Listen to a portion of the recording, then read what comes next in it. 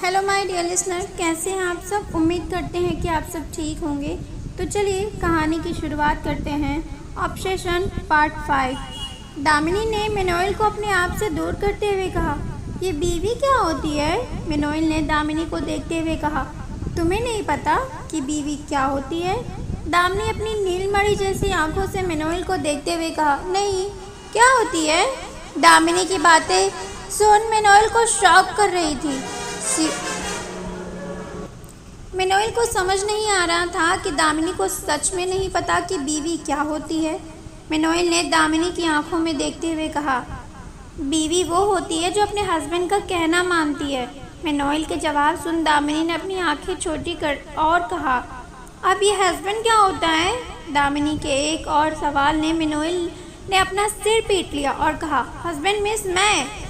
दामिनी ने जैसे ही मेनोइल का सवाल सुना, उसने मेनोइल के गालों को पकड़ा और उसे खींचते हुए कहा, ओह, तो आप मेरे हस्बैंड हैं और मैं आपकी बीवी। लेकिन इतना क्या, दामिनी ने मेनोइल के गालों को और खींचा।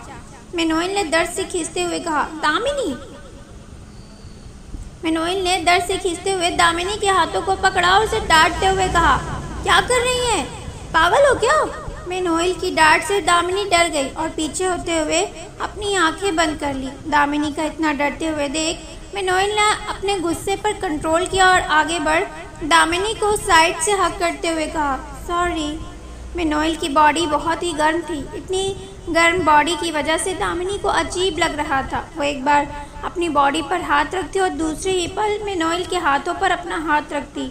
दामिनी के बार बार ऐसा करने की वजह से मेनोइल ने दामिनी को देखते हुए कहा, ये क्या कर रही हो। दामिनी ने मुंह बनाते हुए कहा, आपका बॉडी बहुत गर्म है और मेरी बहुत ठंडी। इतना कह दामिनी ने अपने हाथ से मेनोइल के हाथों को पकड़ा और उसे सीधे अपने सीने पर रखते हुए कहा, देखिए मेरा बॉडी कितना ठंडा है। दामिनी ने जैसे ही मेनोइल के हाथों को अपने सीने पर रखा, मेनोइल को तो जैसे सांसें ही सूख गई। वो एक अजीब नज़र से दामिनी को देख रहा था। दामिनी ने देखा कि मेनोइल उसे अजीब नज़रों से देख रहा है, तो उसने मेनोइल को देखते हुए अजीब सा मुंह बनाया और कहा, ऐसे क्यों देख रहे हैं, बताइए मैं इतनी ठंडी क्यों हूँ। मेनोइल का दिल तेजी से धड़क रहा था। मेनोइल ने जल्दी से अपने हाथों को किया और कहा, मैं नहीं जानता, और बेड से खड़ा हो गया और अपने आप को कंट्रोल करने लगा। उसका दिल इतना तेजी से चल रहा था जैसे अभी बाहर आ जाएगा। शिमला हाईवे पर एक कार सभी सिग्नल को ब्रेक किए हुए तेजी से आ रही थी। उस कार के सभी मिरर बंद थे, लेकिन जहां जहां से वो कार गुजर रही थी, सभी अपने हाथ जोड़े जिंदगी की सलामती मांग रहे थे। तभी वो कार एक तेज क्रैश के साथ हाईवे के थोड़ी दूर पर रुकी। उस आवाज़ के सुन सभी ने कहा, हे भगवान, आज इस लड़की ने फिर किसी को मार दिया। कार के आगे के पार्ट से धुएं निकल रहे थे, लेकिन कुछ दूर पर एक लड़का खून में डूबा हुआ गिरा था।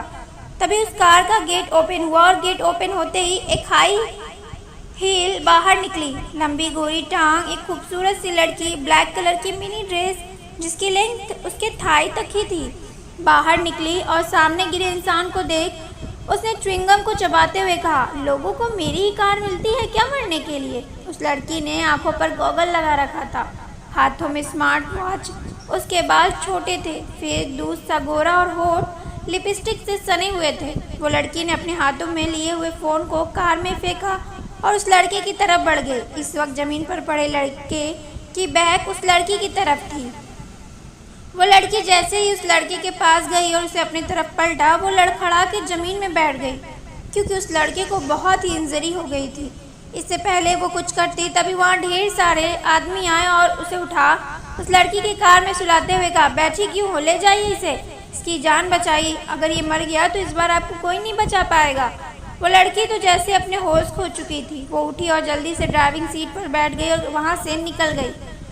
मेनोइल को इस तरह देख दामिनी बेड पर खड़ी हुई और कहा, क्या हुआ, आप पलट क्यों गए, बताइए ना, मेरी बॉडी इतनी ठंडी क्यों है।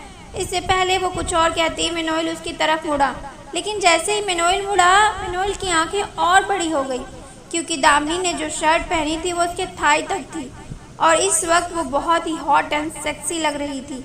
दामिनी इतनी खूबसूरत थी कि वो किसी को भी अपना दीवाना बना सकती थी। दामिनी ने मेनोइल को इस तरह किसी पागल की तरह मुंह खोल आंखें फाड़ मेनोइल देखकर कहा, आप मुझे ऐसे क्यों देख रहे हैं? इससे पहले दामिनी कुछ और कहती, मेनोइल आगे बढ़ा और दामिनी के कमर पर अपना हाथ रखा और दूसरे हाथ से दामिनी के नेक को पीछे से पकड़ा और उसे नीचे करते हुए अपने होठों से दामिनी के होठों को लॉक कर दिया। दामिनी बेड पर और मेनोइल नीचे खड़ा दामिनी को बाहर बहुत ही शिद्दत से किस कर रहा था। दामिनी अपने हाथों को मेनोइल के चेस्ट पर रख उसे दूर करने की कोशिश कर रही थी क्योंकि उसे सांस लेने में तकलीफ हो रही थी। आगे ये कहानी क्या मोड़ लेगी, जानने के लिए सुनते रहिए ऑब्सेशन। मैं पहले ये बता दूं कि ये कहानी आपकी आंखों में आंसू ज़रूर लेकर आएगी। अगर नहीं लाई तो आपके पास कहते हैं ना दिल नहीं होगा। मैंने जब ये कहानी लिखी थी तो मैंने खुद भी रो दिया था। मैंने कभी नहीं सोचा था कि प्यार ऐसा भी हो सकता है। आई होप आपकी आंखों में आंसू ज़रूर आएगा। अगर आपको कहानी पसंद आए तो प्लीज़ चैनल को सब्सक्राइब कीजिए, लाइक कीजिए, बेल आइकन को प्रेस कीजिए, कमेंट करना मत भूलिए क्योंकि आपकी कमेंट से मुझे बहुत ही अप्रिशिएशन मिलता है और जिससे कहानी को रिकॉर्ड करने में मज़ा बहुत आता है। तो चलिए फिर मिलेंगे नए पार्ट के साथ। तब तक के लिए take care and bye. And please मौसम बहुत तेज़ी से चेंज हो रहा है, अपना ख्याल रखिए। एंड और जो भी मेरी कहानी सुन रहा है अगर वो बाइक राइड करते तो प्लीज़ थोड़ा संभल के किया कीजिए क्योंकि कोई ना कोई आपकी घर पर बेसब्री से वेट करता होगा। उम्मीद है कि आप मेरी बातों को समझ रहे होंगे। आप अपनी एटलीस्ट अपने लिए ना तो सही अपनी फैमिली के लिए बाइक थोड़ा स्लो राइड कीजिए प्लीज़। मेरी आपसे बस इतनी सी इल्तिजा है। आई होप आप इसे समझेंगे। बाकी आपकी पर्सनल लाइफ है, आपको जैसे रहना है आप रहिए। लेकिन कहते हैं ना कभी कभी जल्दबाजी में घर पहुंचने के चक्कर में हम कभी घर पहुंच ही नहीं पाते।